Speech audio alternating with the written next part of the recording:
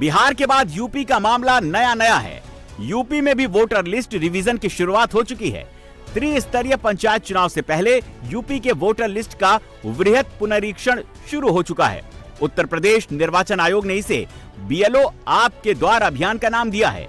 Voter list में नाम जोड़ने, गलतियां सुधारने, मृतकों के नाम काटने और डिटेल्स अपडेट करने की यह प्रक्रिया 19 अगस्त से शुरू हुई है, जो 29 सितंबर तक चलेगी।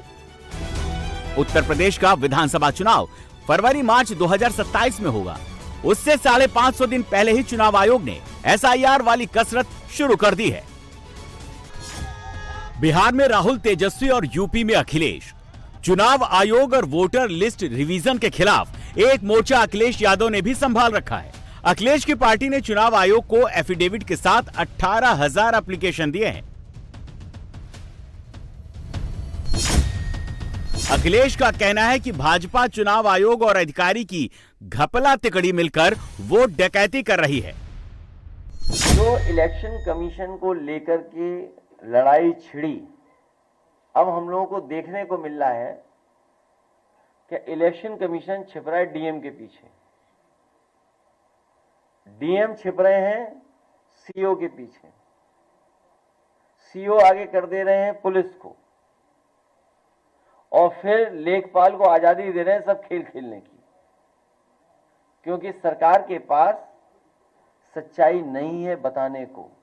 पहले तो सरकार ने यही स्वीकार नहीं किया, इलेक्शन कमीशन ने, कि उन्हें मेल मिले कि नहीं मिले हैं, और जब एफिडेविट के साथ वाले मेल मिले उन्हें, तभी तो डीएम को निर्देश दिए गए हैं। अभी 18,000 में केवल 14 ही जांच की है, और जो बताया कि मर गए ही है, तो उनका प्रमाण पत्र तो होगा पुराना।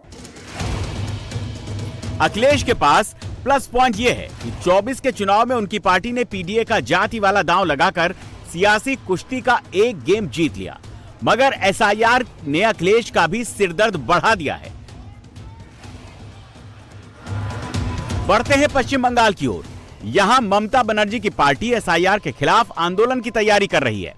चुनाव आयोग कह चुका है कि अगले साल अप्रैल में होने वाले बंगाल चुनाव से पहले वहां भी वोटर रिवीजन होगा। ममता बनर्जी कह चुकी हैं कि उनके राज्य में चुनाव आयोग को वोटर रिवीजन करने नहीं दिया जाएगा।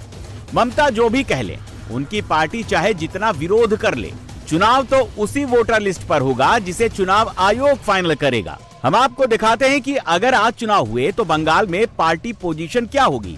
बिहार की तरह बंगाल में भी लास्ट इलेक्शन का रेफरेंस पॉइंट 2024 है।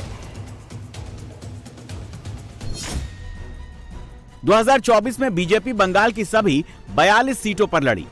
असेंबली कॉन्स्टिट्यूएंसी वाइज देखें तो 294 असेंबली कॉन्स्टिट्यूएंसी में बीजेपी को 90 असेंबली कॉन्स्टिट्यूएंसी में लीड मिली थी।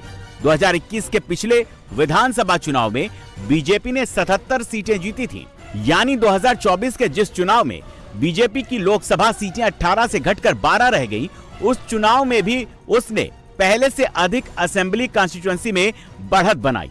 77 से बढ़ाकर बीजेपी ने अपना कांटा 90 तक पहुंचा लिया।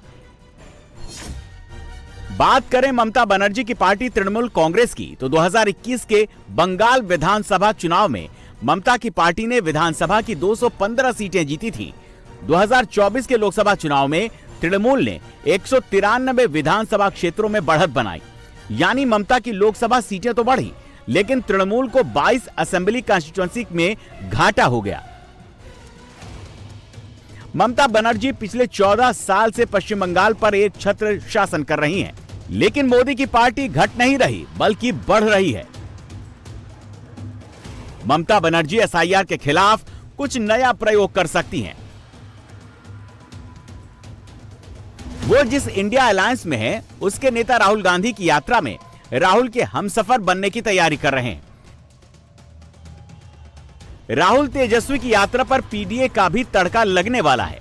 जाति वाली सियासत जोर पकड़ने वाली है। 30 अगस्त को अखिलेश यादव भी बिहार पहुंच सकते हैं।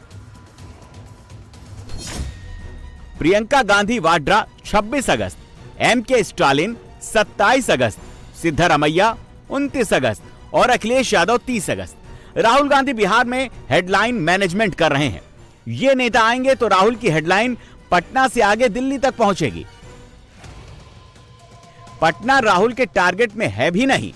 पटना को राहुल ने तेजस्वी के लिए छोड़ा है और दिल्ली के लिए राहुल ने तेजस्वी का सपोर्ट लिया है। इसीलिए पूर्णिया से पहले पप्पू यादव को भी तेजस्वी यादव की गाड़ी में जगह मिली और पप्पू ने तेजस्वी की खूब तारीफ की। क्रांति के प्रतीक नफरत और आतंक को मिटाने का नाम क्या है? आपकी उम्मीद कौन है? आपका विश्वास कौन है? आपका सपना कौन है?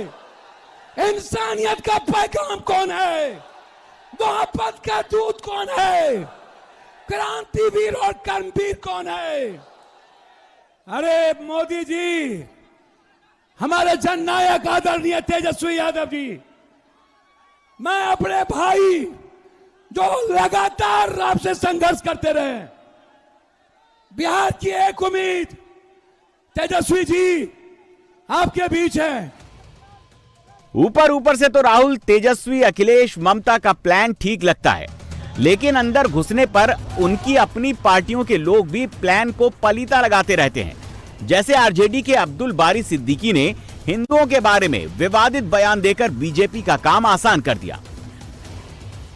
हिंदू भाइयों को ज्यादा सेकुलरिज्म क्या है, सोशलिज्म क्या है, कॉन्स्टिट्यूशन क्या है, हमारे पुरखों का इतिहास क्या है, अगर इस चीज को हम नहीं बताएंगे, खाली वैसी बात बोल दें तो जिसमें दे देना ताली, उसे क्या? राहुल की सबसे बड़ी दिक्कत यह है कि जब तक मोदी हैं, तब तक राहुल का कोई प्लान चल नहीं पाता। राहुल प्लान तो बहुत बनाते हैं, लेकिन वो फेल हो जाता है।